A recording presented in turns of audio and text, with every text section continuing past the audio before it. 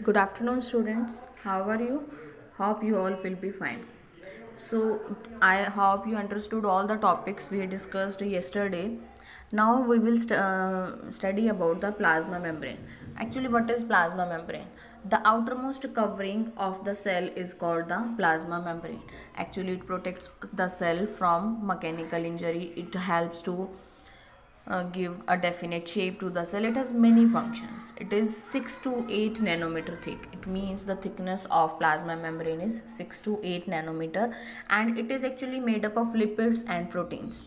As we all know that cell is living, so in this case membrane or wall is not made up of bricks. It is made up of living material, that is lipids and proteins. So now we discuss the functions of plasma membrane. First we take the shape. As I told you earlier that it provides a definite shape to the cell. Without the plasma membrane, cell doesn't have any definite shape.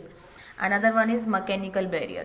You can understand the meaning of mechanical barrier, that it protects the cell from mechanical injury, cell contents from mechanical injury actually. That means if any other foreign substance wants to harm the cell contents, then plasma membrane helps to protect it. Another one is selective permeability. What do you mean by this term? Actually, selective permeability means the membrane which allows only some substance to enter in the cell, to allow only selective substance to enter in the cell. For example, if I am teaching in 10th class or 9th class, I doesn't allow any other class students to enter in my class. Similarly, this membrane allows only some useful substance to enter in the cell. Another one function is osmosis. Osmosis means it occurs due to the teeny water channels present in the plasma membrane. Actually, it is a transport mechanism. We will discuss about this mechanism later on. After that, there are some terms like impermeable. Impermeable, what do you mean by this term? The membrane is said to be impermeable if it doesn't allow any substance to pass through it. Means इस type की membrane कोई भी substance enter करने के लिए allow नहीं करती. For example brick, for example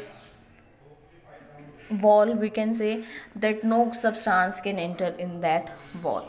Another one is permeable. Permeable means which allow every substance to enter in the cell as it is solute or solvent. Another one is semi-permeable. Semi-permeable, the membrane is said to be semi-permeable if the membrane is permeable to solvent but prevents the passage of solute. So first we have to know the meaning of solvent and solute. For example, we are making a sugar solution. In 100 ml water, we add 20 gram of sugar.